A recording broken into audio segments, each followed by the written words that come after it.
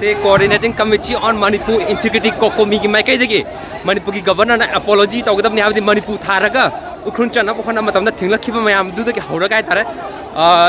अखोगी governor की माइकई दगी apology तौगदबनी अदुगा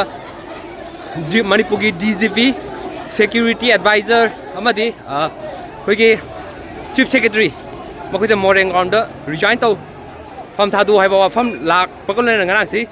governor की ममांग दाइ तारे खोंजंग जंगसें गने हाइदना लाउथोखिबदो हुजिकसी कोइगी कंगला ममांगाइ तारे अदुदा मयामदि तिल्ले मयामदि थुमचले गवर्नर ताना थुमचनबा होनराइ तबु हारिबा मफम असिदा यामना मरोल अहुम थोकनाइ तारे सिक्योरिटी पर्सनल सिंग स्टेट पुलिस कमांडो अदुगा कोइगी central forces rapid action force याउना हारिबा मफम सिंग असिदा यामना चेक्सिनना ngak chemgi thabadu ngasi angan badgi horaga chatharaga lakhi kai champat junction dai tare hariba miam je thum maike edon dagi thumjel lakadra haidana karimta changhandana thami aduga kwaithien gi traffic island da jai tare traffic point da ju hariba mafam adu da barricade ching kharaga chection ngak chembagi thaba adu chathaba thengnarakhi aduga hujiksi asongi john solom dagi ai tare laiba kokomina luchingaga मियोई मियाम लाई थोमजलंगना होनर केदुबो हारिबा foot bridge हाइतारे हारिबा मफम असिदैदा कोइगी सिक्योरिटी पर्सनल सिंगी माइकेदगी यमना कन्न चेक्शन ना ngaksinba aduna maram oiraga mayanga muknaba ngakthwe maga muknaba jida pakshannaba honarapda haitare security personnel सिंगी माइकेदगी hujikse as khara ani humlong kapadagi tilamba thomjanaba honarappa miyam adu hujikse kairaga chiduni do amuk pullaga amuk laktoira natraga dum karama film laktoino खोंजंग जे करम बस step हमाय तारे लोरक कदकी हाव दुदी यमिना सेदो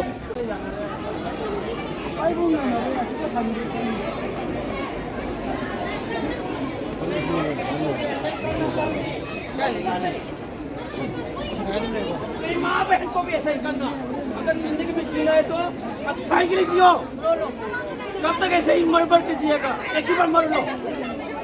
होता है धरती मां के लिए जी रहा है मर कहीं जी रहा है क्या करेगा ऐसा जीकर और इंडिया है अपने इंडिया में इतनी निकली हम नहीं तो क्या करेगा हम लोग क्या करेगा सही जीकर आप लोग भी मर जाओ जिंदगी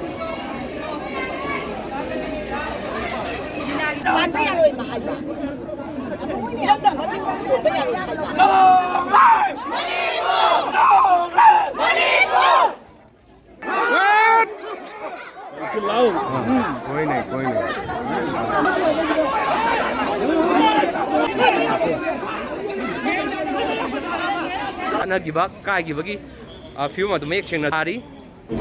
सिक्योरिटी पर्सनल सिगी माइके दगी स्मोक बॉम्ब सिंग लंगदना पोखाय हमबदा खोंजंग लोया तारे नुपी अनि हुजिक सोकबदगी हॉस्पिटल दा पुखतखिबगी थौदोक अदु लैरि अहेनबा सिक्योरिटी पर्सनल सिंगना ngasai अदुमक पाउदु हेक्ताबदगी तारे मफम जे संगगा लाखिबने अदो कायग्रबा मियाम दो मसवाइदा लैरे अदुगा सिक्योरिटी पर्सनल सिंग माइके की अमुक हाइतारे औ थोमजलकपा याय हाइबगी ओसोकबदु लैबा मरमना ngak सिलगा लैरि अदो पेनदबा खोलाउ सिंगसु मियामना लाउरी ngasi changselagli ba khongjang changselagli ba thomjanaba honaragli ba singi maike digi amuk hanna pullaga thomjanaba honamina saiba कोलाउ दो अमोन तासनब होनबगी मम्मी दो ने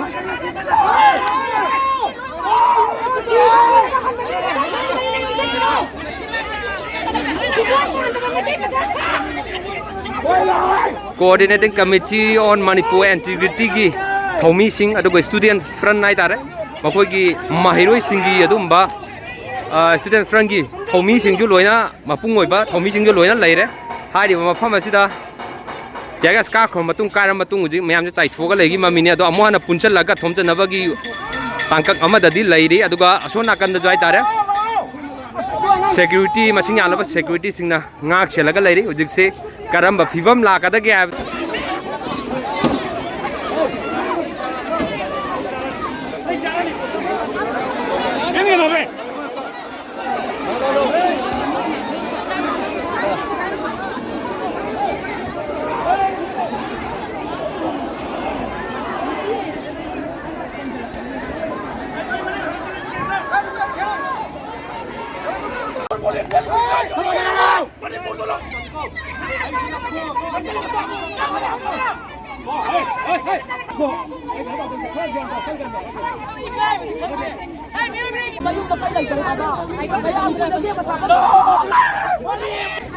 इबा प्रोटेस्ट असिदा हुजिक्से मयामजे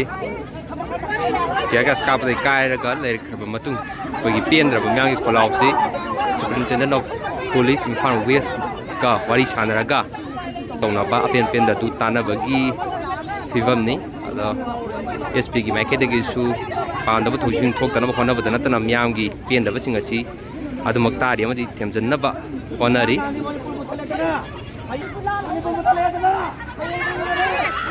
Tiaga ska matung da sigi film lere hoji phobagi oina paudam jariba Naurem Sanoranjan Ichel News Network Imphal